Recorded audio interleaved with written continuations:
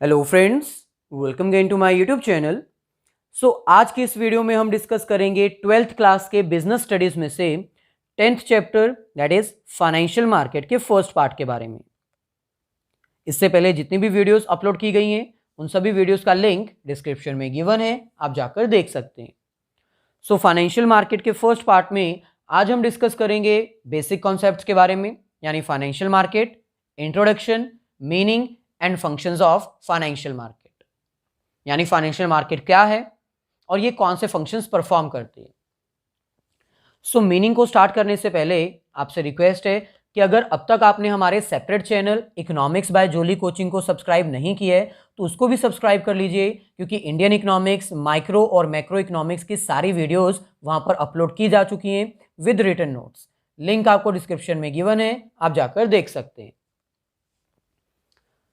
Financial market को understand करने से पहले हमें यह पता होना चाहिए कि किसी भी बिजनेस के लिए फाइनेंस एक इंपॉर्टेंट एलिमेंट होता है। बिना फाइनेंस के, बिना मनी के कोई भी बिजनेस एक सिंगल एक्टिविटी भी परफॉर्म नहीं कर सकता। जितनी भी एक्टिविटीज बिजनेस में परफॉर्म की जाती हैं उन सभी को परफॉर्म करने के लिए finance is must. Daily expenses से लेकर लॉन्ग टर्म की कमिटमेंट्स को फुलफिल करने के लिए या फिर फिक्स्ड एसेट्स को परचेज करने के लिए फाइनेंस चाहिए होता है। इंट्रोडक्शन में हमें यही एक्सप्लेन कर रहे हैं, finance is the life blood for a business, as without finance a business is not able to perform any activity. किसी भी बिजनेस के लिए फाइनेंस एक ब्लड है, जैसे ह्यूमन बॉडी बिना ब्लड के ऑपरेट नहीं कर सकती, सिमिलरली कोई भी बिजनेस बिना फाइनेंस के ऑपरेट नहीं किया जा सकता। It requires finance for bearing daily expenses and fulfilling the long term commitments. Finance हर एक बिजनेस को चाहिए डेली के एक्सपेंसेस से लेकर लॉन्ग टर्म की कमिटमेंट्स को फुलफिल करने के लिए। It means finance is must for every business, for every type of business. The only difference is type of finance and source of finance. इसका मतलब चाहे वो कोई भी बिजनेस हो, हर एक बिजनेस के लिए फाइनेंस एक इंपॉर्टेंट एलिमेंट है, लेकिन टाइप्स ऑफ फाइनेंस और सोर्स ऑफ फाइनेंस वेरी करता है बिजनेस टू बिजनेस। किसी बिजनेस को लॉन्ग टर्म के लिए फाइनेंस चाहिए, किसी को शॉर्ट टर्म के लिए चाहिए, किसी को इंटरनल सोर्स चाहिए, किसी को एक्सटर्नल सोर्स चाहिए, किसी को डेट चाहिए, किसी को इक्विटी चाहिए। इस सब को अंडरस्टैंड करने के लिए, एक बिजनेस फाइनेंस कहां से रेज करे, इसको अंडरस्टैंड करने के लिए हमें फाइनेंशियल मार्केट के बारे में जानना जरूरी होता है। From the above discussion we can say that finance is important, but a finance manager needs to understand the market from where financial requirement of the business can be fulfilled. ये जितनी भी डिस्कशन अभी हमने की, इससे हम ये conclude कर सकते हैं कि फाइनेंस किसी भी बिजनेस के लिए बहुत इंपॉर्टेंट है, क्योंकि उसके बिना कोई भी एक्टिविटी परफॉर्म नहीं की जा सकती। लेकिन एक फाइनेंस मैनेजर को ये अंडरस्टैंड करना होगा कि वो कौन सी मार्केट है जहां से फाइनेंशियल रिक्वायरमेंट फुलफिल की जा सकती है, फाइनेंस रेज किया जा सकता है। ये हमारे पास फाइनेंशियल मार्केट का मीनिंग। बेसिकली फाइनेंशियल मार्केट एक नॉर्मल मार्केट की तरह ही है। जैसे नॉर्मल मार्केट में एक बायर और एक सेलर एक साथ इंटरेक्ट करते हैं, बाइंग और सेलिंग की एक्टिविटी परफॉर्म करते हैं। सिमिलरली फाइनेंशियल मार्केट भी एक मार्केट है, लेकिन फाइनेंस के रिगार्डिंग। फाइनेंशियल मार्केट एक ऐसी मार्केट है जो कि फाइनेंस में डील करती है, फाइनेंशियल एसेट्स में डील करती है, जिसमें shares, debentures, bonds etcetera deal किए जाते हैं। और यहां पर बायर्स और सेलर कौन होते हैं? लेंडर और बोरोवर। वो पर्सन जिसने पैसा लेंड करना है, उधार पर देना है, और वो पर्सन जिसने उधार पे उसको बोरो करना है। Financial market is a link between the saver and borrower. Financial market एक लिंक है सेवर और बोरोवर के बीच में, यानी वो पर्सन जो पैसा सेव करते हैं और वो पर्सन जिनको सेव किए हुए पैसे में से कुछ पैसा चाहिए एक्सपैंड करने के लिए, अपने बिजनेस को, बिजनेस की एक्टिविटीज को परफॉर्म करने के लिए, ऑपरेशंस को ऑपरेट करने के लिए। यानी financial market is a common platform which links the saver and borrower. यानी ये एक ऐसा कॉमन प्लेटफॉर्म है जहां पर सेवर और बोरोवर एक साथ मिलते हैं, इंटरेक्ट करते हैं और डील करते हैं, जिसमें से एक यूनिट को हम सरप्लस यूनिट बोलते हैं और एक को हम डेफिसिट यूनिट बोलते हैं। फॉर एग्जाम्पल, ये हमारे पास फाइनेंशियल मार्केट है जो पर्सन पैसा सेव करना चाहता है वो अपनी सेविंग्स फाइनेंशियल मार्केट में प्रोवाइड करेगा, और जिस पर्सन को पैसा चाहिए वो भी फाइनेंशियल मार्केट के थ्रू ही अपना फाइनेंस रेज करेगा, यानी बोरोवर। सो फाइनेंशियल मार्केट एक लिंक है सेवर और बोरोवर के बीच में। सेवर अपनी अमाउंट फाइनेंशियल मार्केट में इनवाइट करता है, इन्वेस्ट करता है, और बोरोवर उसी अमाउंट को यूज करता है अपने बिजनेस को एक्सपेंड करने के लिए। इसमें से एक यूनिट सरप्लस यूनिट है और एक यूनिट डेफिसिट यूनिट है। वो पर्सन जिसके पास सेविंग्स हैं वो सरप्लस यूनिट होती है, और वो पर्सन जिसको पैसा चाहिए उसको हम क्या बोलते हैं, डेफिसिट यूनिट।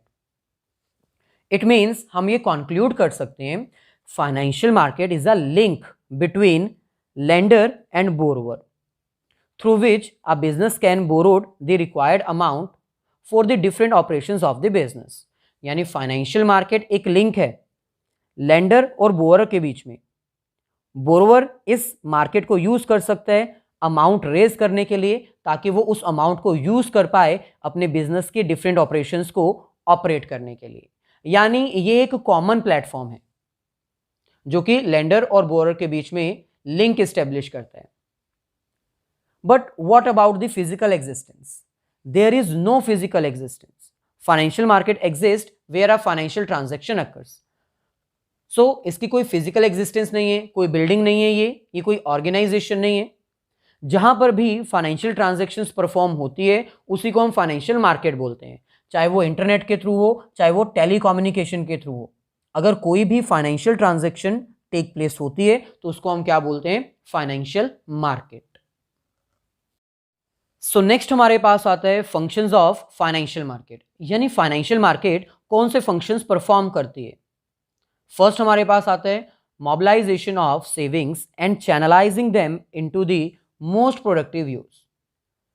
सो मोबिलाइजेशन का मतलब होता है movement. So movement of savings, सबसे पहले फाइनेंशियल मार्केट एक ऐसी मार्केट है जो कि इंडिविजुअल्स की सेविंग्स को मूव करती है फॉर द प्रोडक्टिव यूज। यानी जो भी आपके पास सेविंग्स हैं वो आप फाइनेंशियल मार्केट को प्रोवाइड करते हो, फाइनेंशियल मार्केट उसी अमाउंट को यूज करती है और उन बिजनेस ऑर्गेनाइजेशंस को प्रोवाइड करती है जो उनको प्रोडक्टिव वे में यूज कर सकती हैं, जिससे इकोनॉमी का बेनिफिट हो सकता है। सो ये हमारे पास फाइनेंशियल मार्केट, जहां पर सेवर्स अपनी अमाउंट सेव करने आएंगे,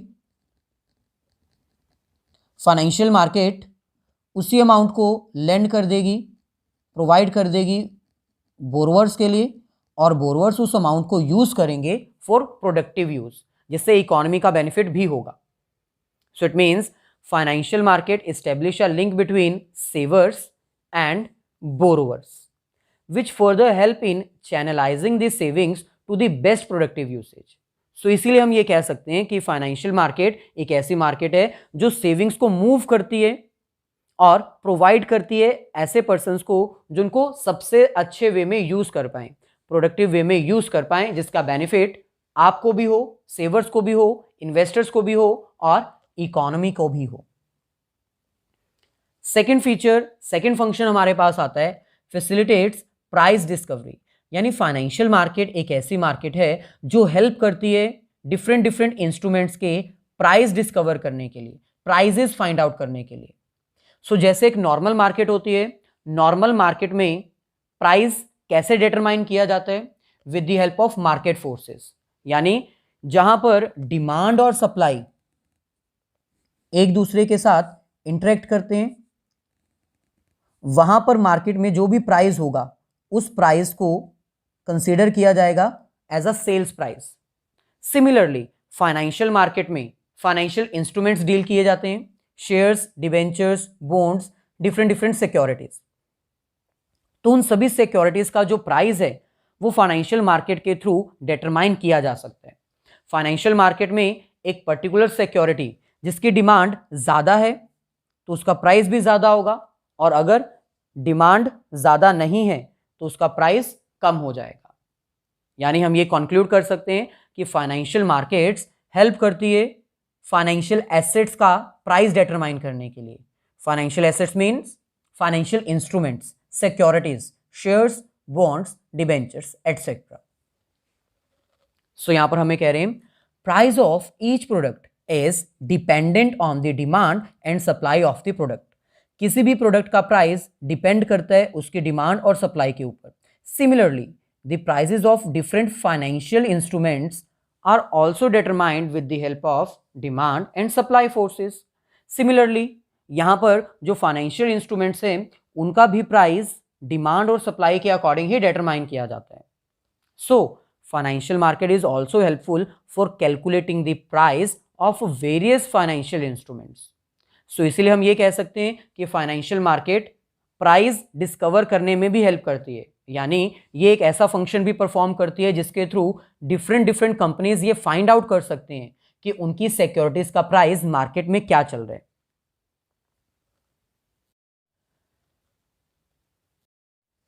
सो ऐसे नेक्स्ट फंक्शन हमारे पास आता है provide liquidity to financial assets.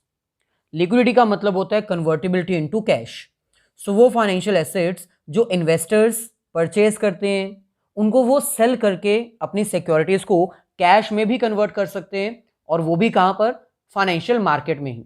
यानी फाइनेंशियल मार्केट एक ऐसा प्लेस है जहाँ पर सिक्योरिटीज सिर्फ सेल नहीं होती बल्कि परचेज भी की जा सकती हैं बाय द डिफरेंट इन्वेस्टर्स। अगर आप अपनी सिक्योरिटीज में पैसा इन्वेस्ट करने के बाद उसको बेचना चाहते हो, आप सेटिस्फाइड नहीं हो अपनी इन्वेस्टमेंट से, तो आप उसको सेल करके अपनी सिक्योरिटीज को लिक्विडिटी यानी कैश में भी कन्वर्ट कर सकते हो। सो यहां पर हमें कह रहे हैं financial market is a platform where financial instruments are bought and sold. Financial market एक ऐसा प्लेटफॉर्म है जहां पर फाइनेंशियल इंस्ट्रूमेंट्स परचेज भी किए जाते हैं और सेल भी किए जाते हैं।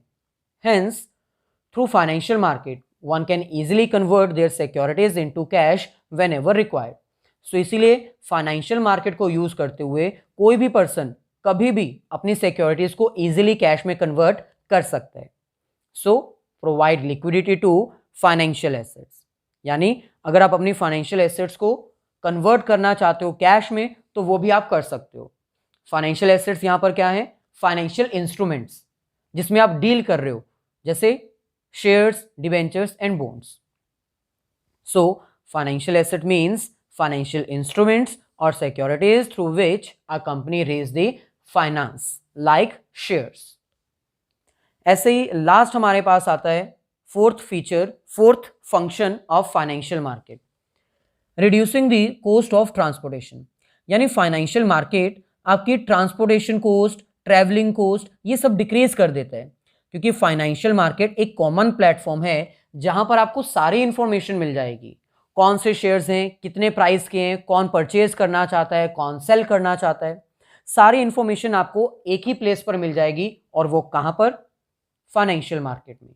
सो इसलिए हम ये कह सकते हैं कि फाइनेंशियल मार्केट क्योंकि सारी इंफॉर्मेशन प्रोवाइड कर देता है एक ही प्लेस पर, आपका टाइम भी सेव होगा, एफर्ट भी नहीं करना पड़ेगा, और मनी भी सेव होगी जो कि शायद आपको ट्रांसपोर्टेशन में लगानी पड़ती।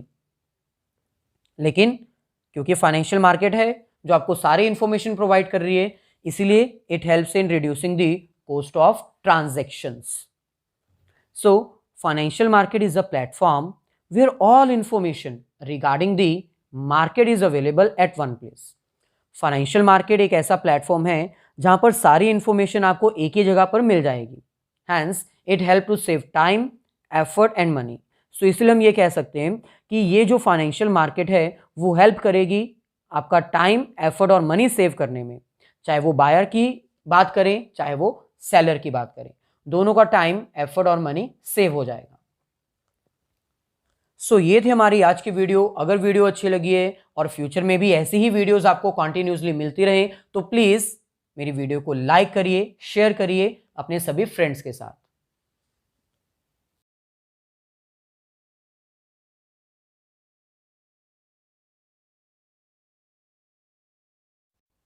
सो लास्ट में अगर अब तक आपने मेरी प्रोफाइल को फॉलो नहीं किया है तो अनअकैडमी की प्रोफाइल को भी फॉलो कर दीजिए, ताकि वहाँ पर जितनी भी क्लासेस आपको प्रोवाइड की जाती हैं स्पेशल और प्लस, उसके बारे में नोटिस मिलता रहे।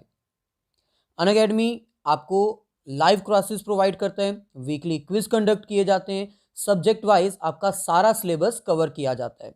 सो ऐप डाउनलोड कर लीजिए ताकि जितनी भी क्लासेस वहाँ पर कंडक्ट की जाती हैं उसके बारे में आपको पता चल जाए। सो 11th क्लास के प्लस सब्सक्रिप्शन आप परचेज कर सकते हो और एट दैट टाइम आप कोड यूज़ कर सकते हो जॉली10। आपके सामने सारे प्राइजेस अवेलेबल हैं, आप अपनी रिक्वायरमेंट के अकॉर्डिंग प्लान परचेज कर सकते हैं। सिमिलरली क्लास 12th के लिए भी ये डिफरेंट प्लान्स अवेलेबल हैं। फॉर प्लस सब्सक्रिप्शन आप कोड यूज़ कर लीजिएगा जॉली10, देन आपको 10% डिस्काउंट मिल जाएगा।